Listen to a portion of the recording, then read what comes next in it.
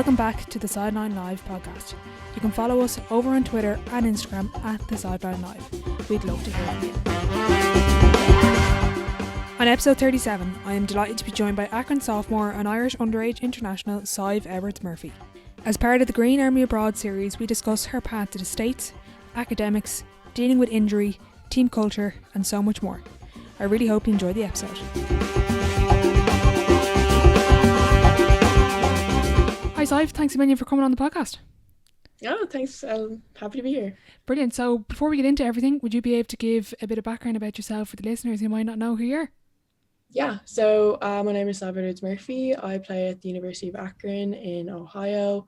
I'm a sophomore here. I played with Limerick Celtics back home. I'm from County Clare. Up the banner. What got you into basketball? So when I was about 11 or 12, I started playing with my primary school, like typical country primary school. Yeah. Had like 30 in my school. Oh, right. Really, nobody there then. Yeah. You play kind of like every sport that's there that you're handed, really. And so I started playing basketball there, and we actually had Irish International as one of our teachers, which I don't think I appreciated at the time. Mersa Galway, she was one of the teachers there, and we started playing in like the Marion Keane tournament, which is kind of like, I guess, our Clare League when you're in primary school. Okay. And I was in like 5th class or something, and started playing there. Started playing with my local club after that, and then that was like Clare Blue Stars. But you know, at the time, basketball in Clare, it wasn't really like there wasn't a lot of focus on it. So off season, I went to Limerick and did like camps and stuff, and ended up staying at Celtics. Brilliant. So did you take to basketball straight away? Did you know that you wanted to really work at it, or was there other sports that kind of caught your interest as well? I always played like football. My dad was a football coach. Rugby too when I was younger. But I like started playing basketball, and I just knew it was like for me. Okay. Yeah. Were you always tall, or because I know you're 6'2" now, so I was always tall and lanky. Oh. Yeah, so you picked the right sport then, and you spoke about moving to Limerick. What was that like, playing with Limerick Celtics? It was kind of crazy in the beginning. Like it was like an hour and a half drive to training and stuff. Oh wow! Like a lot to commit to, but you know, my parents were in full support of it, and they knew it was something I was like really passionate about. So it kind of became normal after a while. Mm-hmm. Yeah. What was it like making the move from, I presume, in Clare with the club would have been, because I know Limerick is in the Cork League. So what was that like moving to kind of a higher standard? Oh, it was like a total step up. Like Cork League is up there with like the best leagues in the country. Probably like Cork League, Dublin League probably are the best. Mm-hmm. But yeah, it was like a total 360 for me. And as well, like I didn't realize when I started playing, but I was already playing with like my future teammates on like Irish basketball teams and stuff, and I wouldn't have realized that at the time. Yeah, I didn't think that was even in my head, but like you're playing with like the best players in the country, and it's like every game is so competitive. I don't think we ever like walked games much. Yeah, I know what you mean. And was there a point where you started to find success with it? I know probably regional teams, were you involved with them? Yeah, I started playing with Teams Out West. I don't even know what age it was, maybe 14, 13 maybe. And they were kind of where I first even started talking or thinking about Irish basketball as a whole. Okay. You know, you're playing in, I think the setup is a little different now, but you're like playing on Teams Out West to get to like the BIPS tournament. Okay. So that was where they took the Irish teams from. And so once I got on that team, everyone's talking about, you know, how this tournament is kind of like a trial, and that's kind of where I had my first kind of spurt of Irish basketball. How did you find the level at that tournament and kind of realising, oh, this is a trial for the Irish team, sort of? I remember playing really awful for like most of the games except for the final. Okay. Like I remember just not playing well. Maybe I was just in my head, but I was very nervous going into the final. We ended up playing, I don't even know who we were playing in the final. Can't even remember. God, I feel so old now. But we were playing whoever, and that was like my one game I played really well, and it was the right to play well in because, you know, it's the final. Yeah, exactly. Um, no, I was definitely a bit scared there for a while during that tournament, but worked out in the end. My name was on the list when we came out of it. So There you go. What was it like then going from, so you went Cork League, that tournament, and then moving to the Irish team, and your first experience really in an elite or high performance environment? that was like so overwhelming for me. When I got there, I remember like our first like training session, maybe like the second one, we were doing like all this like conditioning and strength testing, which is not my high point at Okay. all by any means. So I was like doing all these like technical testing and like doing this like technique kind of like, I remember Carl Kilbride was our like head coach, and he recorded all of our shooting techniques and examined them, like put them in slow motion, and Yeah. made everyone examine them for you. So everyone was watching a shot, and my shot was so ugly. Just like coming from just like being tall and good at basketball to actually being like, oh, you actually need to be good at this and not just like Yeah. have characteristics. So that was kind of my first snap into like, I need to really take this seriously if I want to make this team. Okay. Yeah. That's cool the way he went into so much detail about the shooting. How did you find realizing for yourself, right, as you said there, like you can't just be really tall when you get to this level, you have to be really good at a number of different things? Yeah, like I came out of that trial or that like first training session, and I remember talking to my dad about it, and he was like, well, like all you can think is that there's loads of room for improvement. And that was kind of what I took if like from, and just try to make like little improvements every training session. And Irish teams are like, you train every 2-3 weeks or whatever, so there's room for like seeing improvement in within that, like. Yeah.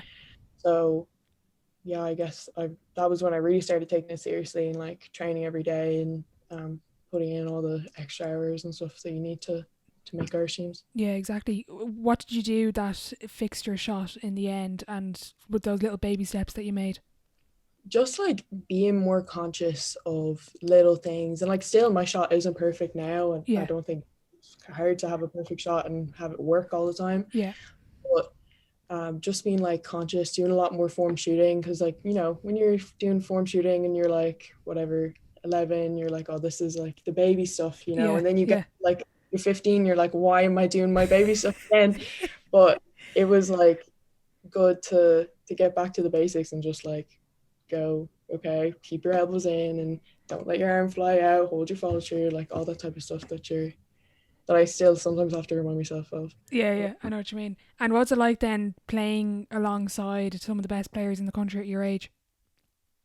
yeah, I don't think I fully realized at the time, like, but it was definitely like from the beginning so like competitive to like look at us all as a team, because when you get to the end and there's like 16 players and you're trying to cut it down to 12, you're like, oh, this is like the best. But when I was like thinking about it, I think I was just so concerned about like myself getting better and trying to show the best of me at these like training sessions, that I didn't really realize like, oh, like I'm competing with these people. Yeah.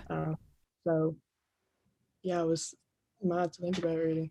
And what was it like then going to the tournament? Where was it actually? Where was that under 16 tournament? Negro, Podgorica. Okay, was it warm? Yeah, oh my gosh, it was roasting. We were hydrating constantly, like carrying around 2 liter bottles with us like everywhere. Ice packs on heads and all this. Yeah. So I think we played really well. Like we had a really, really hard pool. We ended up getting beat by Israel or something. That took us out of competing for top 8. So that was like heartening for us. But we had a really, really good team. We were hoping to do a lot better. But it's just the way Euros go sometimes, I guess. Yeah. It was a whole experience in itself. I think everyone says like when you come home from Euros, you get this kind of like melancholy feeling, and you need to like just get away from basketball for a week or two. And so did that, and then you're kind of ready to go again. Yeah. What's it like hearing the anthem for the first time? Do you realise like how special it is, or? I don't think I really understood. Like I went to school, and like my like secondary school, that we don't really have like many Irish athletes. I think I'm the first. Okay. But when they would like say it in like assembly or whatever, like Sabhbh Edwards Murphy made this cut or whatever, I would like, for me it was normal, but you know, people be asking me questions and stuff, and I'm like, oh, this is actually like kind of crazy. It's kind of weird. This is actually really cool that I'm representing my country. But yeah, I remember I actually like listening to the anthem for the first time. Like none of us knew the words. It was like, kind of bad. Like I knew most of the words. Like I was pretty good, but like I remember looking over at everyone and we'd try to be holding in laughter because like we just kind of didn't know it, or they'd like play in a weird key and our voices would be like weirdly high or weirdly low. Yeah. Oh my god! And did they get your names right? Because I think Sive they probably would have struggled with. Yeah, like we had you get like kind of like, I don't know what you call like an interpreter, like someone assigned to your team that kind of goes with you throughout the tournament. Okay. And they're taught the pronunciation of your name, and they're from like the area. Okay. So they talk to the people at the board or whatever. Okay. So they were like, they knew how to pronounce my name, but Oh, fair enough. Yeah. everyone grand. They wrote it down like phonetically. Oh, grand. Yeah, because sometimes you hear and you like sometimes they spell it really weirdly. It's just really funny. Oh my god. This year, like my last season, like my name was Sapphire. Don't really know where that came from. Change the birth cert there, yeah. And what's it like playing and competing against other countries, like you mentioned there, Israel, and kind of competing against traditional, I'm saying this in inverted commas now, traditional basketball countries where they have a really big interest in the sport?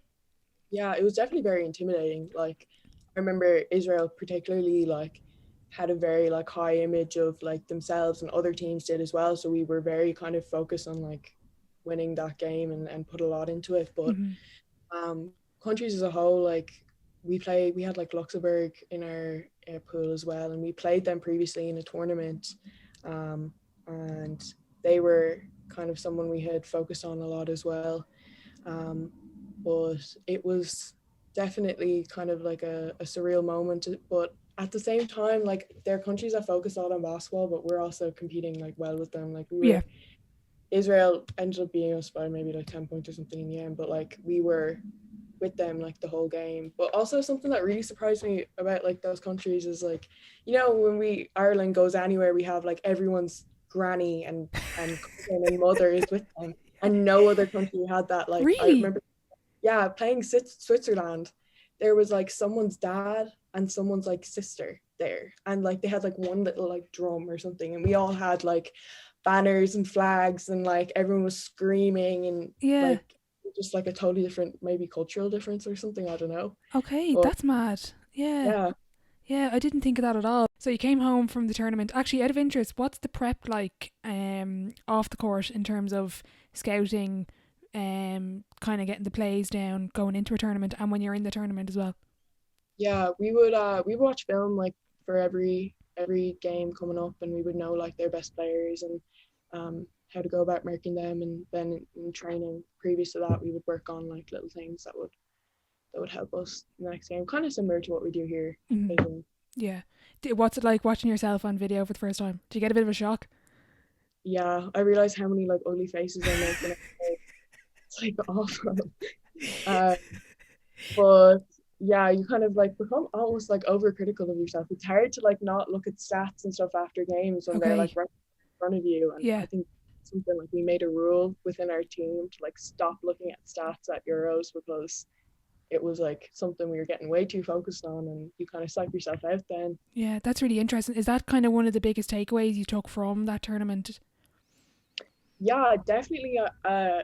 Being in the States, like you realize how much of a team game like it has to be to win games. Like there is rarely a team with players good enough to beat other teams individually. We had to learn that at our first Euros, I think, as well. But here, it's like essential to, if we want to win games, we need to have like subs coming in and out that are gonna keep the standard like constant and not let us. That's something we definitely had to learn throughout. It wasn't always perfect throughout the last season, but that was definitely a huge takeaway from that Euros. Okay, that's interesting. Speaking about under 17 development, I had asked a couple of people for questions, and they told me about the game against Great Britain, down by 20. Take us through that game. So it was like we had a 3-game series and we won the first one, lost the second one. The first game I actually split my head open. Someone sent me a picture. That's going to be the thumbnail now for the podcast. Yeah, no, I got like an elbow to the face. I didn't realize it at all. Yeah. Like I kept going with the play and ran back on defense, and like I went to wipe my forehead. I was like, it's like the first quarter. Why am I sweating so much? Yeah. I went like this, and I was like, oh, that's not sweat, like blood. And everyone was walking to the bench because they just called the timeout, so nobody saw like at all. And I was just like standing there holding my face, and I was like calling for help, like, can someone come help? And then I got wrapped up, like I literally looked like a rugby player out there. Like I had gauze like wrapped around me, put my headband over it to try and hold it all in place. I ended up playing the rest of the game. Probably shouldn't have, but played the rest of it all together. And then I had to sit out the next game, with all that protocol and stuff. But then our last game, I think we were just kind of like, I guess we were kind of checked out. Like we didn't think it would be that hard or whatever. Like our second game was a close game and we won the first by a lot. So, odds are kind of like, oh yeah, we'll be fine. Yeah. And came into the third quarter, we were down 20 points. We were all like, God, like what's going on here? Yeah. And we just went on a bit of a run towards the end, like the beginning of the fourth quarter. Brought it to maybe like, what was it, like 5 points, and then got a layup. I think Hickey got fouled on a finish or whatever. She got banked the free throw in to Did you call bank though? Oh, she didn't, but maybe in her head. Yeah. Yeah, but yeah, I got that one in, and then that brought into overtime. So we were in overtime after thinking we had the game gone from us. Yeah, just quite an experience. We were definitely hyped up, and it being Great Britain again as well. Like they're rivals, so we have to beat them. Yeah, so going into overtime, it was kind of like touch and go until like the last few minutes. I ended up getting a 3 to put us ahead. Yeah. I think there was probably like 20 seconds left. And then we come down on defense, and I fouled someone, and that was my 5th foul, so I was out of the game. There was like 10. Sugar. Yeah, so we were kind of like all standing on the bench, like literally on eggshells for those last 10 seconds. Literally felt like about 10 minutes. Yeah. But we ended up getting that win. Like I will never forget that, like the moment when the buzzer went off, and like you could have swear we just won the Euros. Like it was crazy. Like everyone was screaming. My dad was crying. Like, everyone was videoing. Like all the parents had their cameras out. Like, it was quite crazy. Yeah. Is that one of your favorite memories from a game? Yeah, definitely one of my favorite ones. Like I was just like, it was like a whole nother level of just hype for playing that game. Yeah, I'd say so. And was it that summer then that you started to really look at going to the States, or was it previously that you had the idea of going abroad? Yeah, so I think previous to that, like that was the summer of 5th year. So I was going into 5th year, just got finished Euros, and I skipped TY, so I was straight into like talking about the CAO and all this, and so we'd be in class, we were talking about courses and where you go and what you do, and I'm just like, I really just, it's always been like a dream of mine to go to the States, but I guess it was never something I really thought of as like possible, really. Do you know? Okay. And so when they started talking about all that stuff, and I was sitting there like, I just don't want to go to college here. Yeah. And so I was talking to my dad about it one day, and he was just like, if it's something you're really serious about, like we're going to do anything we can to help you.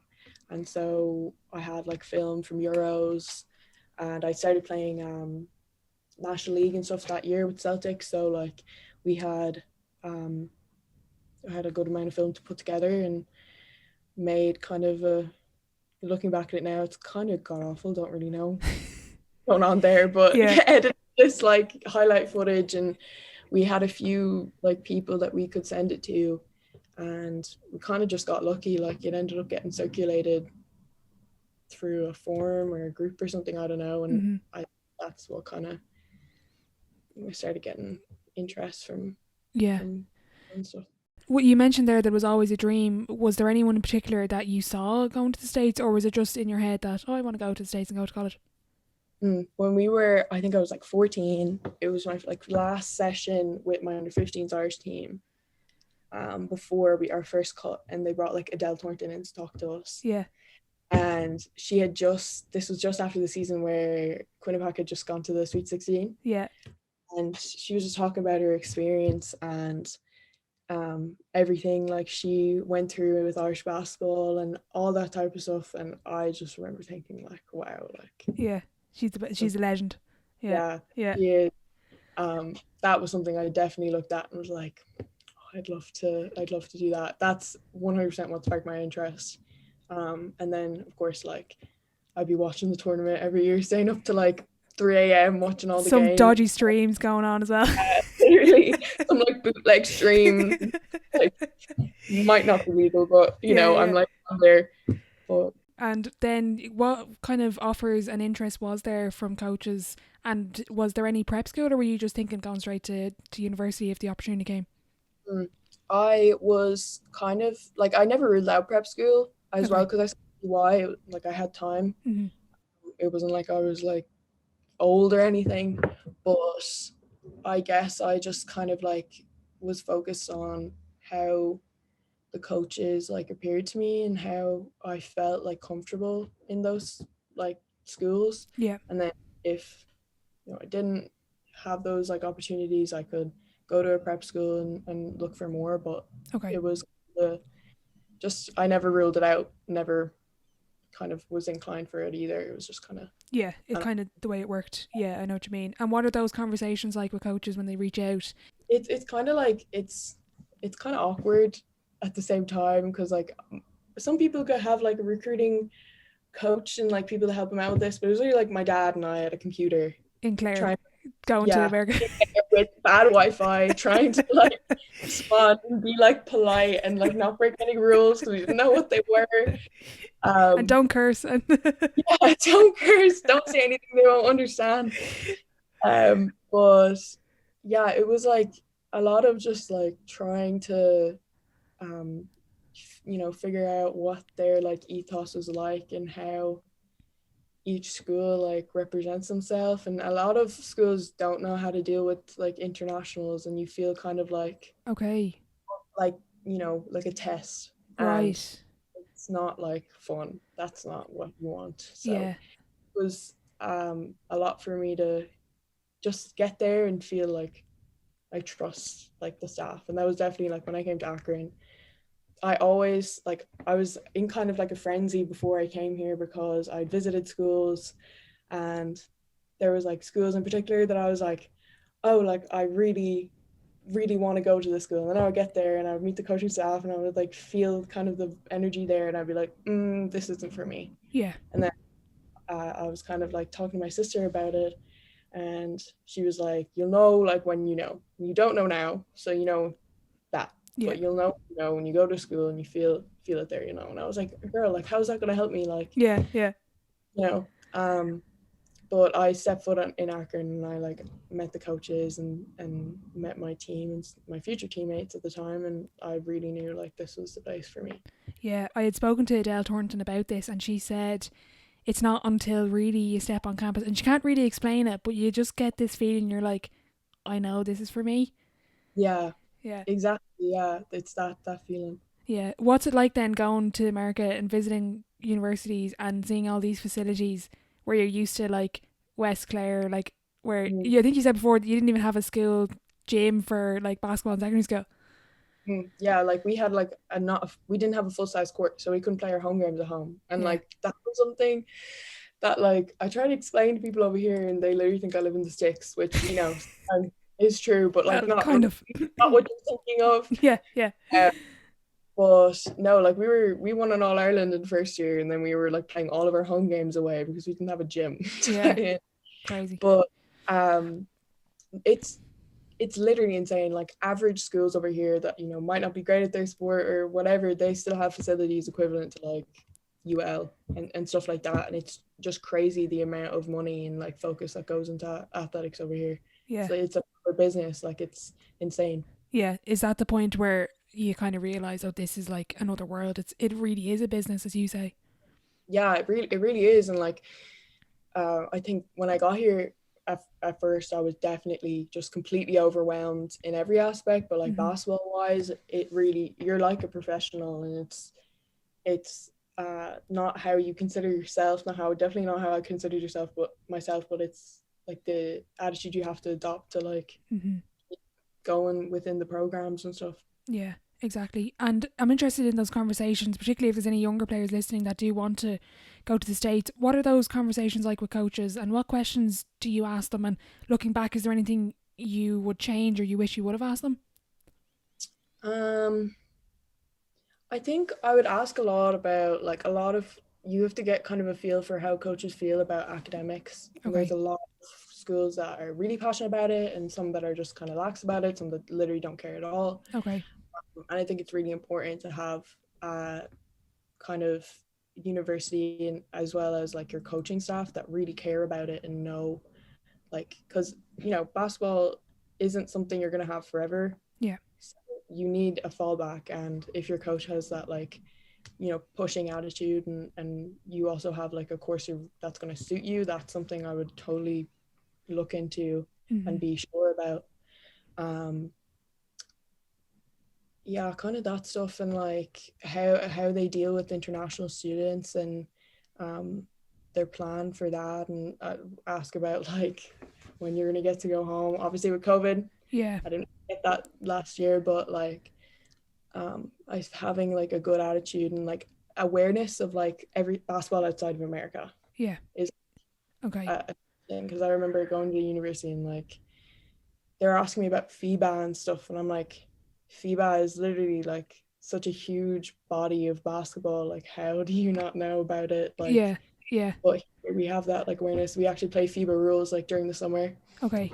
So like that kind of just like a cultural kind of like education about other basketball in different countries and stuff is like so important. Yeah, totally. Are you the only international on your team, or is there other girls? There's a girl from Canada in my class, Alexa. She's from Canada. She's from Hamilton. It's literally like 3 hours away from here. Oh, grand. Near the border, but yeah, it's just me and her. We're the foreigners. Okay, yeah. And 3 hours away is better than Ireland to Akron. Yeah. How do what are the flights wise? How do you get to Akron? Is there direct flight? Probably not. There's no direct flights. I fly from Dublin to, where did I fly? Chicago, and then Chicago to Cleveland. Or you can fly Chicago to Canton, which is like 30 minutes, not 30 minutes, maybe like 15 minutes away from here. It's a closer airport. But again, with like kind of a lot of flights were not going or going at time. So how long is it all to get over? I think coming over here, the first flight was like maybe 8 or 9 hours, and then like the second flight was like an hour or so. Yeah, it's very far. How do you deal with being so far away from your family? It was definitely like a huge struggle last year for me. I was like away from my family for 10 months. So I'm not like a homebody, but I'm very much like close to my family, and having them close to me is important. But I guess just like having that kind of basis of family here, like being with my coaches that like understood what it was like to be away from home and appreciated it, and like knew kind of like the sacrifice that I was giving of like truly being that disconnected from my family, like, and appreciating that was a huge kind of reason for me getting through it all. But yeah, it definitely was not great, but they'll be able to come over here this year, and I'll be able to have a bit more freedom moving around, hopefully, if everything goes well, knock on wood. But yeah, it's definitely not nice to be away from your family for that long. Yeah, I can imagine. Is there anyone that there's a lot of Irish kids over in the States at the moment playing basketball? Have you been able to reach out to any of them at all and keep in touch with them?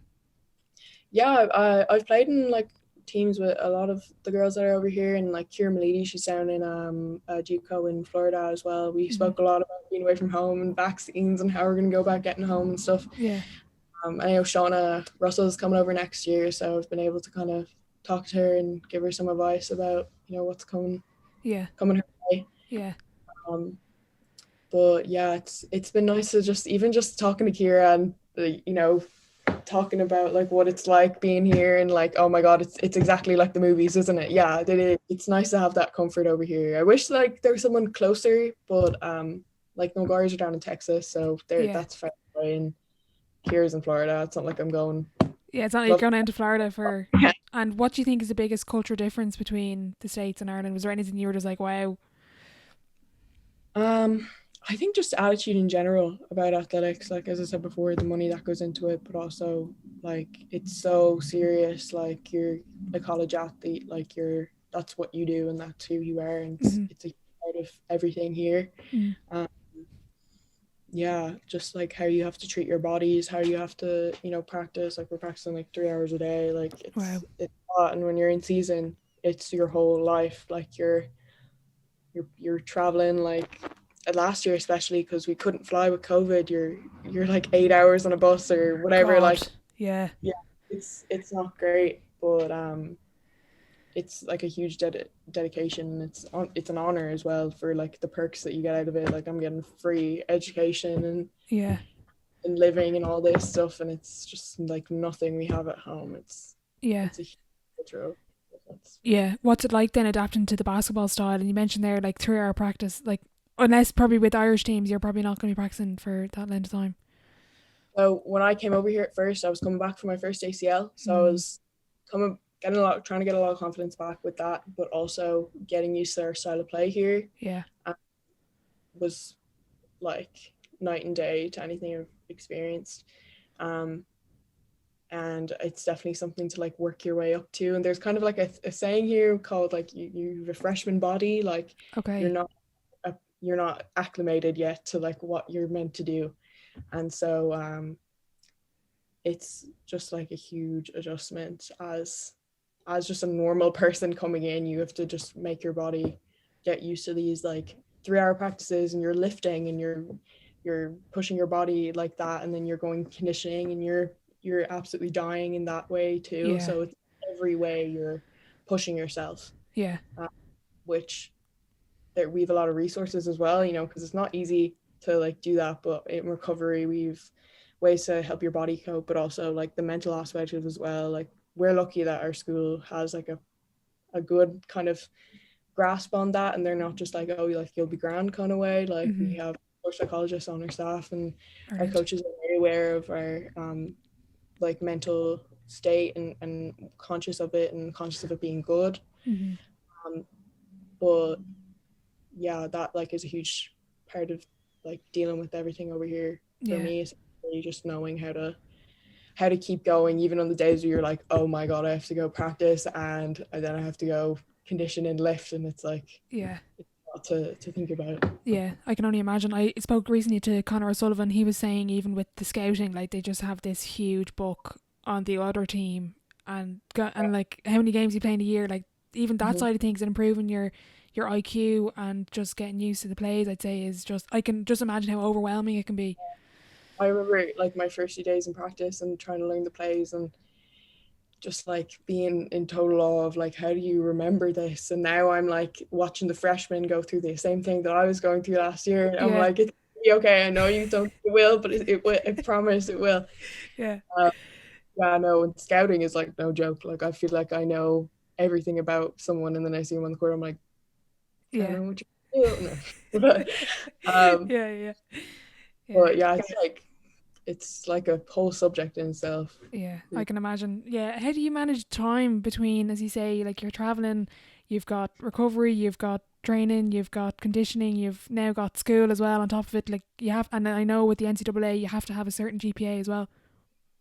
Like during the season, it's definitely a huge like thing to try and balance everything that's going on. But with COVID, like all of our classes were online, so it just made it that little bit easier. Like you can have class on the bus, But it's just like time management is hard when you get here first, but it just like you have to do it to like get by. And it's not just like, oh, I want to be organized. It's like a need, it's a necessity. You just need to know, okay, I need to get up early to do my homework because after practice I'm not going to have time, or like I leave I need to leave like practice by this time, or I need to leave treatment because I need to get to this class. And we have, as I said before, like we have a huge focus on academics here, so it's definitely something we get help with, and we have coaches that monitor our academics with us and make sure that if we're struggling with anything, we can get help. And if we need someone to read over something, we need, help talking to a professor or whatever, like we have that help there for us. Yeah. Managing time, I have always been good at managing my time, but that's like my peak of like, I love like having my planner and like blocking out my stuff. Yeah. But definitely sometimes you're like up at like 1 and you're trying to write a paper and you just have practice, you're like dead. But it is like a huge adjustment, but like at first when you're looking at it, it's like, oh my gosh, how am I gonna do it? But it is manageable. It wouldn't be, we wouldn't be doing it if it wasn't possible. Yeah. If it's like something we could do. Exactly. Do you have any specific team rules or anything regarding if you're late or if you academic wise? Is there anything? Yeah, I mean, I don't know if you know what a Versa climber is. It's No. like this machine. It's like you're climbing. Like is that the thing LeBron James does? And you're like this and your legs are moving like your hands. And that looks awful. Yeah. So you'll get put on that if you mess up in academics. And we have a rule, if you miss a class, you don't get to practice that day. Oh, wow. Yeah. And if you have like trouble with your professors or whatever, like there can be like real consequences with that. We don't really play around with academics. So. Okay, yeah, I see what you mean. They're very serious about academics then. And speaking of rules, how did you find the NCAA rules? And like what I spoke to Anna McGuire and she was like, fouls, like it's just so different to at home. Yeah, like the 2-hand rule, like when you put your second hand on someone, it's like, yeah, that was like something for me. I was so bad at it. I'm a very like physical post. Like, I'm not delicate with that sort of stuff at all. So it definitely took a while for me to just like not foul out of every like practice game, training and stuff.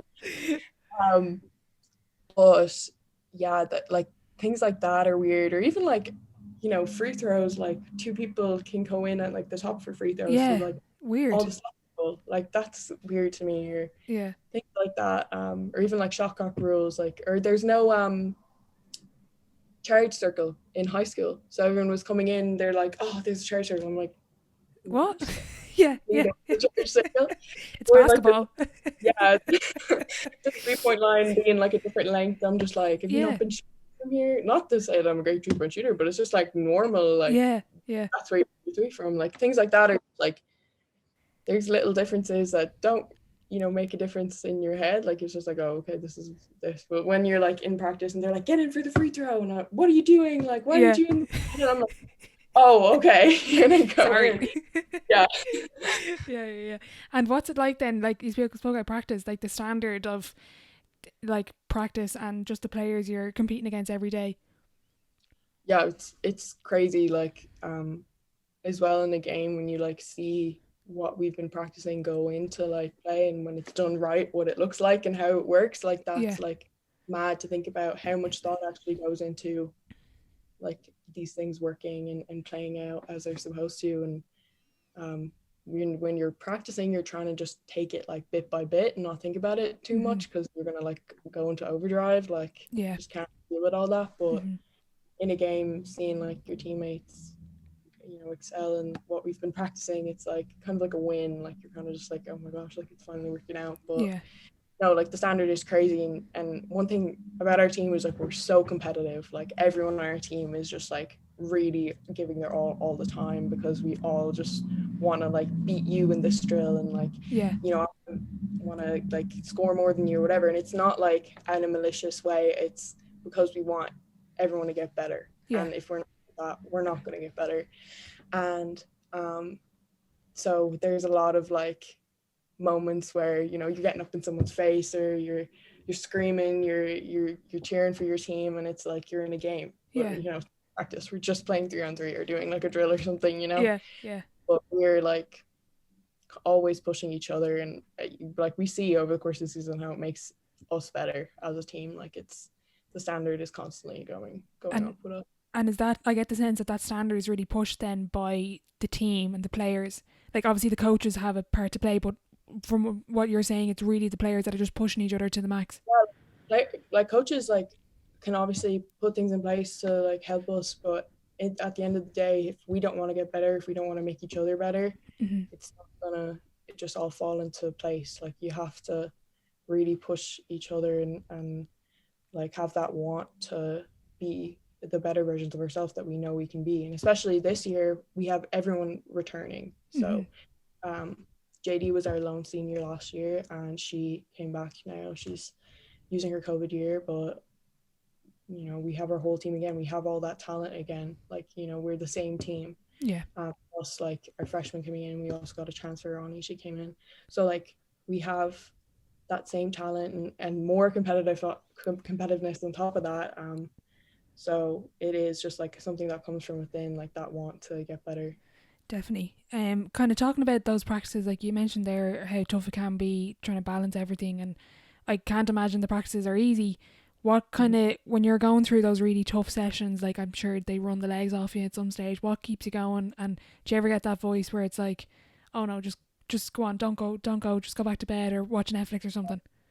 There definitely are sometimes when you're like getting up in the morning, you're just like, oh, I could just like stay in bed right now and it would all be okay. But as well, like that's a huge thing as teammates that we do for each other, like pick each other up when we see someone's down. And there's definitely like moments where different people are down or whatever, but you know, it's our coach's job to give out to us, and then it's our job to give us, like, pick us back up from that. And so having that kind of like our family attitude is like a huge focus of what we do here. And just knowing like you're struggling on that last sprint to go up to someone and be like, hey, like you got this, or I'm gonna run with you if you get a punishment to run, or like I'm gonna, you know, stay back with you and shoot because you missed those shots in practice or whatever. Like it's not, you're not going to do it on your own.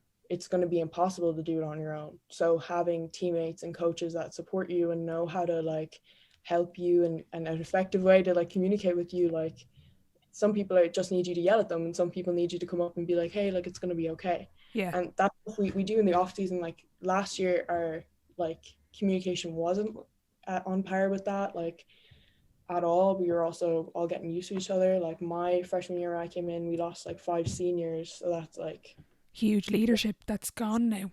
Yeah. Leaders. So we had to kind of build ourselves up again from that. And this summer, especially last summer, we didn't have this like kind of area to work with because COVID, you know, we were all still at home. Yeah.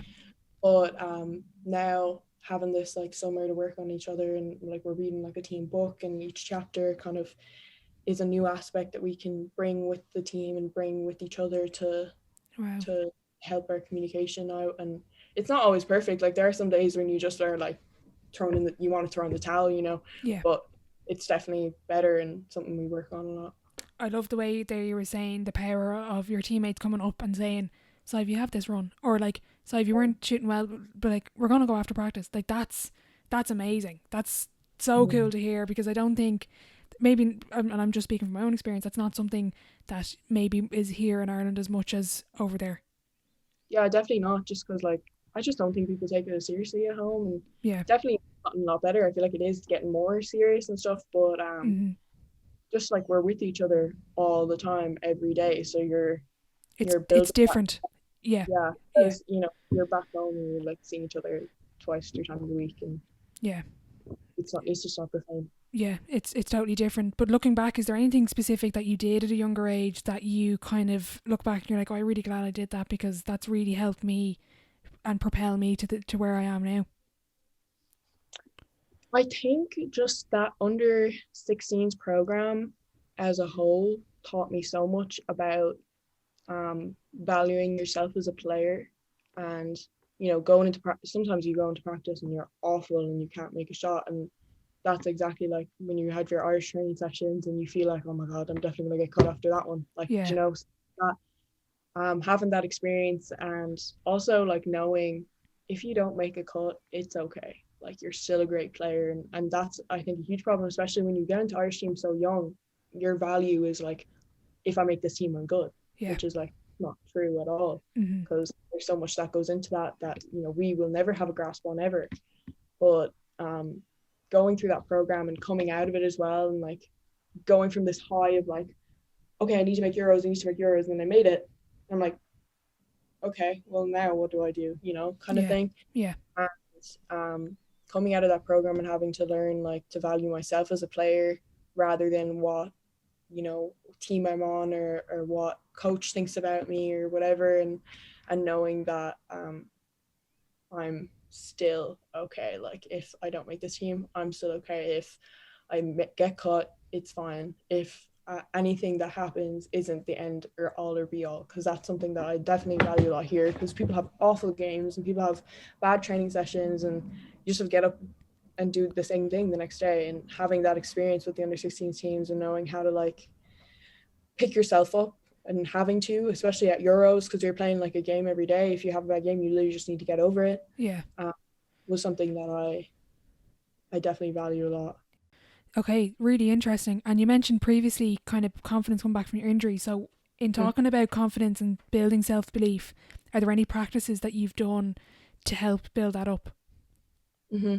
I believe a lot in like sports psychology, and some people find it intimidating and some people don't like find it works, but I love like working with sports psychologists and just having someone to vent to and talk to about like rehab was awful today or whatever. That stuff is just like so important to me. And for my under 16s setup, we did have a sports psychologist, which is great. And for under 18s as well, but again, I was injured for most of that, so I didn't get the full kind of experience. Well, that was something that I definitely thought was essential for me coming back from injury, and this one especially, having that outlet. But also just like I'm a creature of habit, like I do what I practice, and so if I like need to work on how I land, I just go and like drill it for like a day. And it can be kind of hard because you don't want to like push yourself too far. With my injuries, I think just like those hours in the gym when it's free and you're just like trying to do something, just do it like the same thing over and over again, and eventually it's like becomes normal for me. And a lot of that with like injury prevention and stuff like that, like landing right and jumping right and shooting right. And for me, how I did my injury when I came to Akron, and I was on a fast break when I was got injured at first, my first ACL. I was on a fast break, went to catch the ball, landed and did it.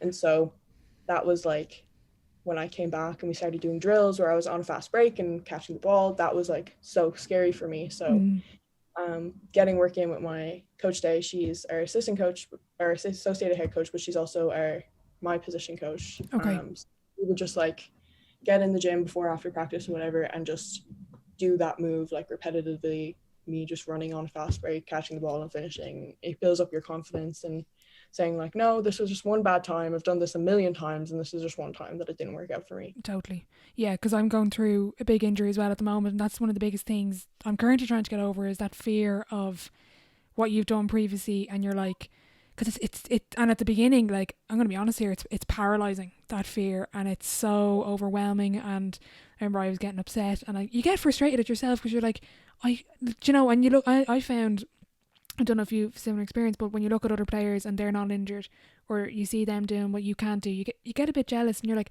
God, I wish I could do that. Yeah, definitely. Like I'd be sitting in practice, and there's obviously lots of things I can't do at the moment, so I'm just like sitting there watching people like run and jump and turn and all this stuff, and I'm like, oh, I just want to do that. And I think just having in the beginning, you're kind of feeling sad about yourself, you're like kind of in that why me moment. But when it comes to like my team, and when I first got injured here, we were in season, so it wasn't like, oh, I'm injured, it's over.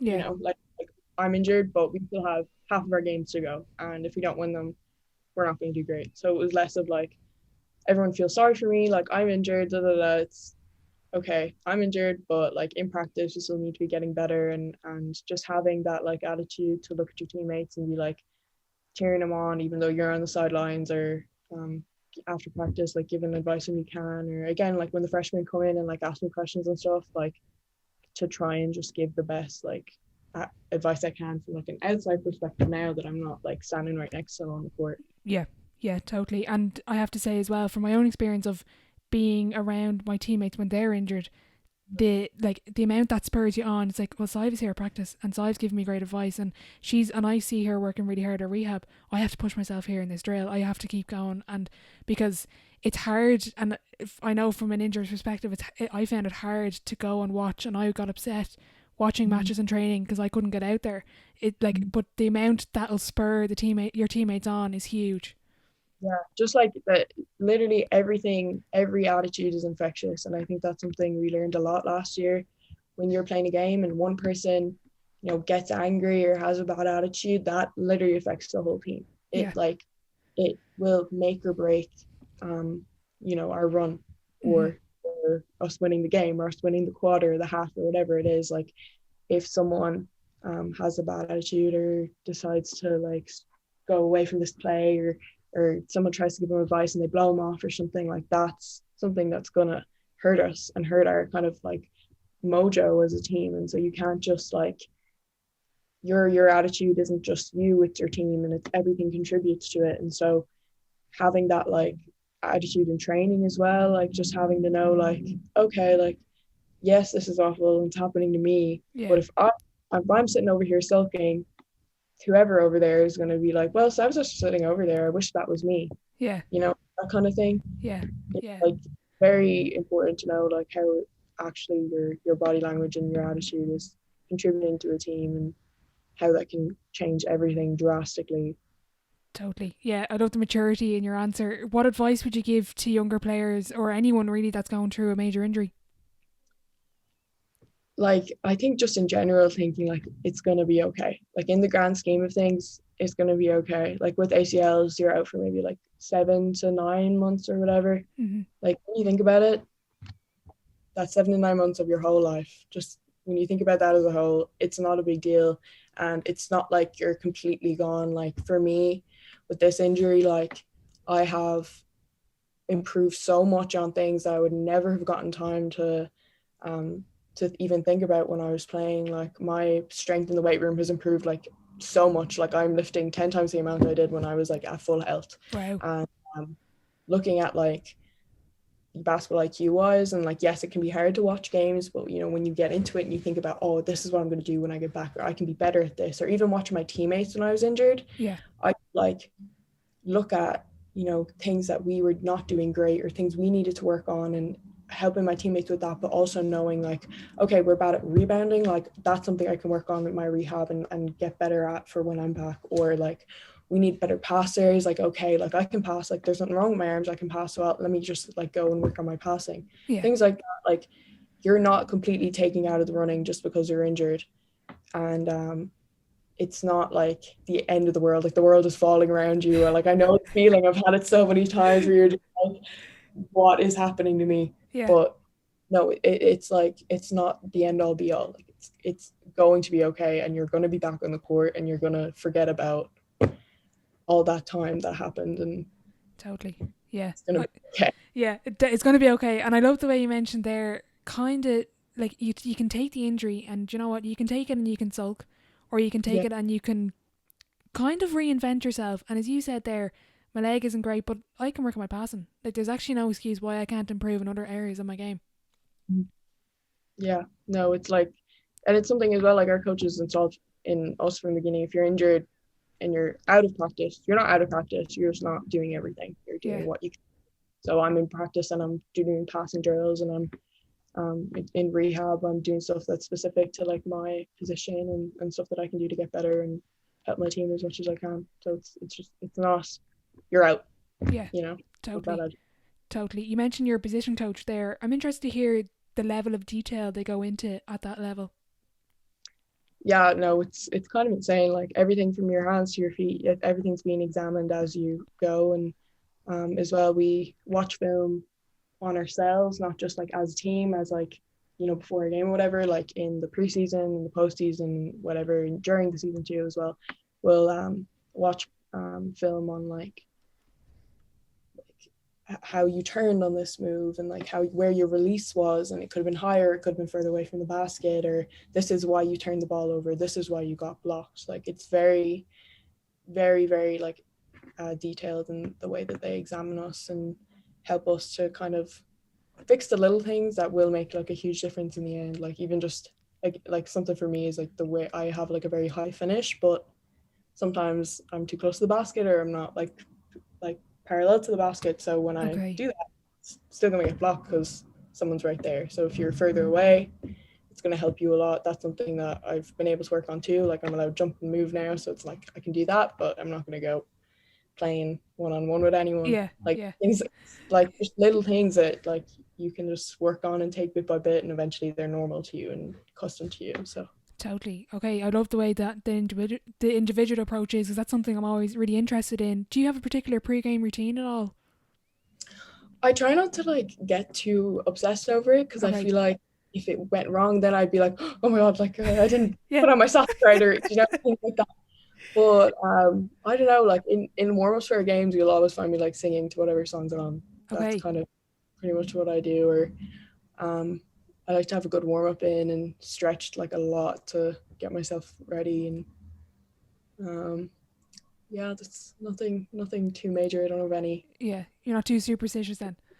No. Yeah. Yeah. Good. Good. And kind of looking to the future. Then I know you mentioned your injury. Talk us through what stage you're at there, and looking towards the future, and even maybe beyond Akron, if you can think that far ahead. Yeah, so currently I'm injured. I tore my ACL, the other one. So I'm about 5 months post-op from that. I'm getting to the point now where I can start to do more, and I'll be running and turning, doing all that stuff in the coming months. Hopefully I'll be good to go for this season. That's like my goal, to maybe miss out in the first few games, but like to be for the regular season, to be back to myself. And yeah, I mean, that's all I can do is work hard, and hopefully I'll be good when the time comes. After Akron, I don't know. I have no idea. Yeah. I'll talk about that when it comes. I haven't given it much thought. There's still a lot to go through here. Yeah. Yeah. And have you picked a major yet? Because I love the way you don't have to do the CAO and you don't have to like pick a really specific course. You can kind of not change around too much, but like kind of like don't be so specific. It can be very broad, like no, Yeah. but I'm in exercise science for pre-physical therapy, so I'm like Okay. Deadly. Mhm. Brilliant. So you're looking to be maybe a physio? Yeah. Deadly. Perfect. So we're going to wrap up with the sideline 7. It's the same 7 questions at the end of every episode. Question 1, what is your favourite quote? My mom, every day she would say to me, like before going to school, be good, be safe, be kind. That's probably my favorite one. That's a good one. Shout out to your mom. I don't know her name. Best sporting event you've been to? We played Dayton last year. Was like we were like their only loss all year. They're so unbelievably good, but we ended up beating them. Like our team shot the lights out. Like one of my teammates, Colleen, she got like 6 from 9 threes or something. Like it was Wow. like that, and we didn't even have fans, so like it's not like you have that full atmosphere, but like what we created ourselves was like mad. Yeah, that sounds deadly. Biggest setback or challenge so far in your career? I know we kind of touched on a few of them already. Probably my ACLs, definitely just the biggest for me. What's the biggest lesson you've learned from not like from injury and having to kind of be there when you don't want to be there, but still be there for your teammates? And you spoke about the importance of that culture.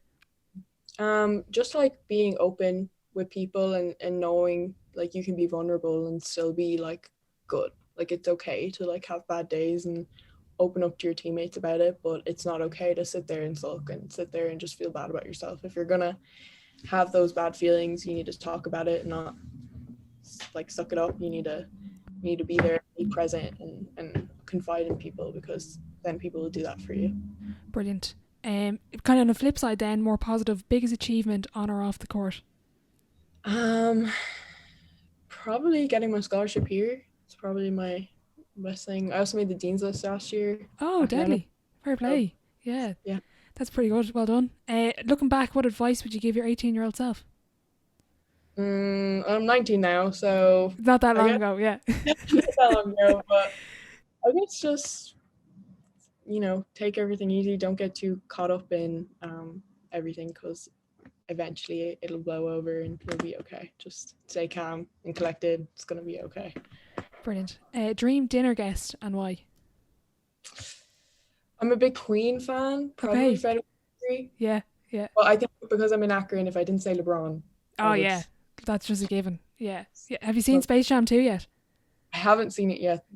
I don't know. I'll probably have to get to the cinema and see that. Yeah, I haven't seen it, and I don't know if I want to see it because I don't know if Yeah, it'll ruin one for me because I just love one. Like I know that words, that song from Space Jam 1 off by heart, so I don't want it ruined. yeah. Yeah. I don't know. I'll have to see. Yeah. Final question before I let you go. If your life was a book, what chapter would this be called? Probably, I guess like redemption in a way, coming back from injury, having a show, you know, having a show I'm the same player and redeem my character and my strength, and in rehab having to redeem all that stuff I previously had before. Brilliant. I better let you go. I don't want to get you in trouble at practice. But look, thanks a million for your time. And I just want to wish you the very best of luck with your recovery and with next season. I'm really looking forward to watching Akron next year. I'll be sure to link all of the team schedules and social media below. And yeah, just thanks a million. Thanks for having me. A massive thank you to Sai for coming on today. I just want to wish her the very best of luck with her injury and the upcoming season. I'll be sure to leave her social media links below if you want to keep up with her journey. If you enjoyed the episode and you were listening on Apple Podcasts, I'd really appreciate if you could leave a rating and a review, as it does help the show grow. If you're interested in starting up your own podcast, get in touch with the Primal Productions team over on Instagram at Primal Pro.